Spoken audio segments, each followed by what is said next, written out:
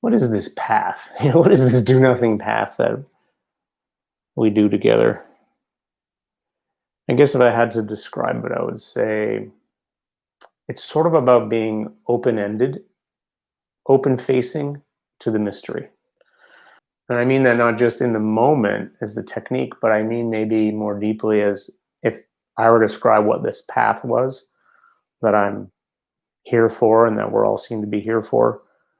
When I was earlier on, when I was starting out as a meditator and I was super hair on fire about it in like the late 2000s, early, like between 2007 and yeah, but 2000, I was really intensely practicing between 2007 and 2015, maybe. Those were my kind of like gunning it for it years. And I really like thought I was trying to like, I was trying to address my own suffering actually, but I definitely thought the only way I could address my suffering was to get enlightened. Like I figured I didn't believe in enlightenment at first. And then I started reading and talking to all these people and having teachers that talked about it. Oh, maybe this is real.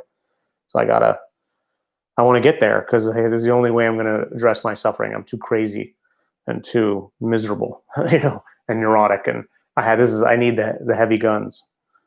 I don't know if that resonates to any of you, but and so I looked for very specific paths that would take me there and teachers that would talk about it and they had particular techniques they were teaching. They had maps and I was really into the progressive insight as a map.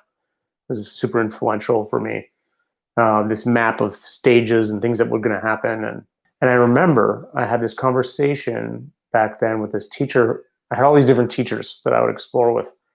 My main teacher, Shinzen, but I was very promiscuous. I would go and hang out with one teacher for like 4 months and have tons of talks with them and just try to understand, like get a download on what they were about.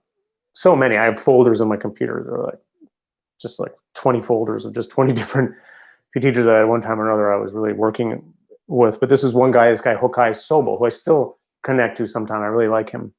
I think I mentioned him on my contact page if you want a really good teacher. He's in Croatia. Anyway, he said, this was many years ago, he said, yeah, there's all these maps and stages, of like getting stream entry and then first path and second path and stream entry, then second path and third path and fourth path and all these ways to think about it. And he's like, my experience, it's more like you have a giant opening. Maybe that kind of stream entry moment, or maybe it's not, and then it's mystery. At the time I was like, oh, whatever. I'm looking at this map. Now, 10 years later, I think that's been more true for me.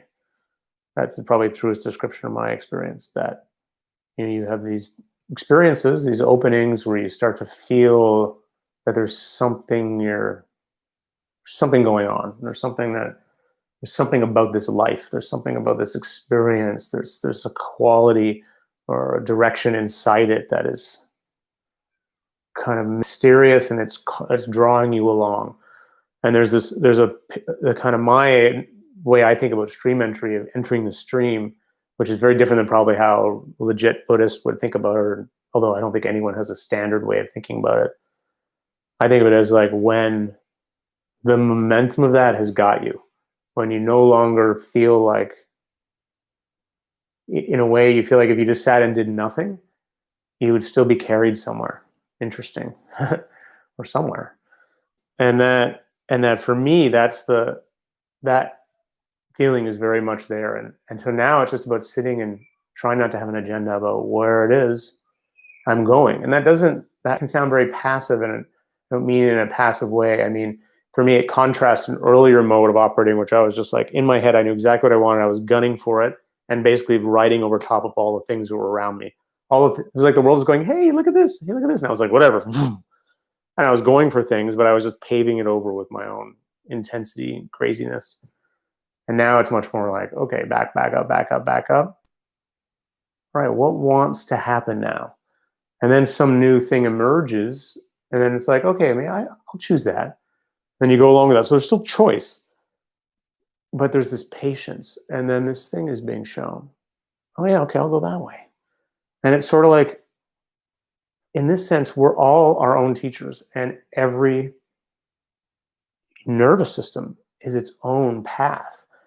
its own mystery unfolding and folding in front of us. And sometimes you roll in with one teacher for a bit and it kind of aligns, and then maybe you move over here, or a friend or a community or a group, or maybe it's all on your own.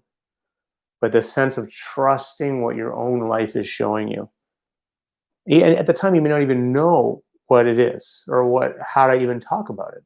But then after doing this for a bunch of years, you look back and realize, you've been on a path. I've been on a path. I don't know what I would call it, but I can see that this is going in a particular direction. Something is opening. Something in life is opening. Yeah. Maybe that's the do nothing path. Some people find exploring lots of different teachers and paths and techniques confusing, actually. They just want, in a sense, they want the beauty of one tradition, one path, one way of doing something.